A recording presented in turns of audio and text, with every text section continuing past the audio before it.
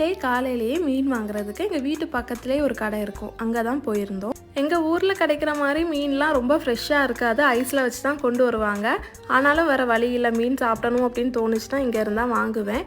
அன்னைக்கு நண்டும் சூரை மீனும் வாங்கியிருந்தேன், கொஞ்சம் ஃப்ரெஷ்ஷாக இருந்துச்சு, அதனால் அதை வாங்கியிருந்தேன். அவங்களே மீன் எல்லாத்தையும் கட் பண்ணி கொடுத்துட்டாங்க. நான் வீட்டுக்கு வந்ததுக்கப்புறமா மீன் குழம்பு பண்ணுறதுக்கு மசாலா எல்லாத்தையும் வறுத்தரைச்சி புதுசாக வாங்கிட்டு வந்த மண் சட்டி ஊர்லேருந்து எடுத்துகிட்டு வந்தேன்ல, அதில் தான் குழம்பு பண்ணிட்டு இருந்தேன். இந்த மீன் குழம்பு ரொம்ப ஈஸியாக பண்ணிடலாம். மசாலா மட்டும் வறுத்தரைச்சி வச்சிட்டோம்னா மசாலாவை அரைச்சி மீன் தக்காளி இது எல்லாத்தையும் ஒன்று சேர்த்து நம்ம ஒரு 10-15 நிமிஷம் அடுப்பில் வச்சாலே போதும். மீன் குழம்பு கமகமன்னு ரெடி ஆயிரும். கடைசியாக தாளித்து ஊற்றிடணும்.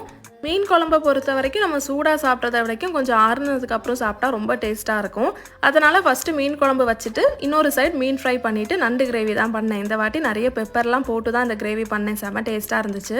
கோல்டுலாம் இருந்துச்சுன்னா இதை மாதிரி நண்டு கிரேவி பண்ணி சாப்பிட்டோம்னா கோல்டு எல்லாம் பறந்து போயிடும். நீங்களும் ட்ரை பண்ணுங்கள். பாய்.